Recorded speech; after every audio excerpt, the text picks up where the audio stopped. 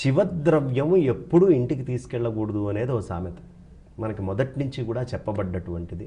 మనం శివాలయానికి వెళ్ళినప్పుడు చక్కగా అర్చన చేస్తాం, ఆ ప్రసాదము అది అంతా ఇవ్వబడుతుంది. ఒక కొబ్బరి చిప్ప లాంటివి తీసుకెళ్ళచ్చు. ఎలా తీసుకెళ్ళాలి అవి కూడా అంటే, మనం ఒక బిల్వపత్రాన్ని తీసుకొని వెళ్ళి నందీశ్వరుడి దగ్గర పెట్టి, మిగతా ప్రసాదాలు ఏవైనా ఉంటే తినగలిగినంత అక్కడ తిని, మిగతావి నందీశ్వరుడి దగ్గర మిగతా వాళ్ళకి పంచడము ఇత్యాదులు చేసి అక్కడ పెట్టి కొబ్బరి చిప్పలు లాంటివి మాత్రం ఇంటికి తీసుకెళ్ళచ్చు. ఎందుకు ఇది చెయ్యాలి అంటే, అక్కడ ఆయనకు ఒక ప్రతిజ్ఞ ఉంది. శివ నిర్మాల్యం ఆహారం శివాజ్ఞయా కర్తవ్యం అని నందీశ్వరుడు చెప్తాడు. శివుడి యొక్క నిర్మాల్యమే ఆయనకు ఆహారమట, శివుడి ఆజ్ఞ ఆయన కర్తవ్యం.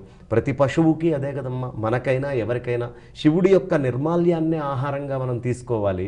కాబట్టి నిత్యము శివుడికి నివేదన చేసి తీరాలి. ఈ నిర్మాల్యంలో భాగాన్ని తీసుకెళ్ళి ఆయనకు పెట్టి మనం తినగలిగినంత తిని కొబ్బరి చిప్ప లాంటిది మాత్రం ఇంటికి తీసుకెళ్ళచ్చు.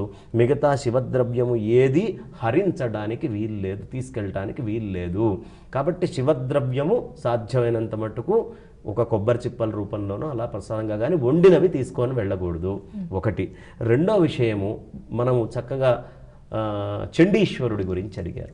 చండీశ్వరుడి యొక్క ప్రత్యేకత ఏమిటి అంటే, చండీశ్వర నాయనారని ఒక నాయనారు ఆయనకి అసలు చెవులు వినపడం.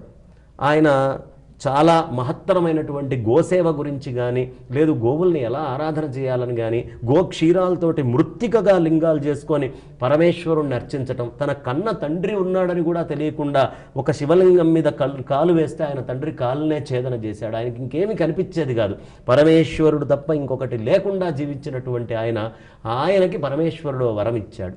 ఏమిటయ్యా అంటే, ఎవరు నా క్షేత్రంలోకి వస్తారో వాళ్ళు నీ దగ్గరకు వచ్చి నిన్ను చూసి దర్శనం చేసి నమస్కారం చేసుకుంటే తప్ప నన్ను దర్శించినటువంటి ఫలం వాళ్ళకి రాదు అని స్పష్టంగా ఆయనకి వరం ఇవ్వడం జరిగింది. చండీశ్వరుణ్ణి ఆ ప్రమథ గణాల్లో చేర్చుకున్నాడు ఆయన నాయనారుగా. ఆ చేర్చుకున్నారు. అందుకనే మనకి మహాలింగార్చన ఇవన్నీ చేసినప్పుడు అంతఃచండీశ్వరుడు, బహిశ్చండీశ్వరుడు అని అలా రకరకాలుగా చెప్పబడుతుంది ఆ చండీశ్వర వైభవం కూడా. ఆ క్షేత్రం అట్లా బయటికి వెళ్ళి చండీశ్వరుణ్ణి దర్శనం చేసుకుంటారు.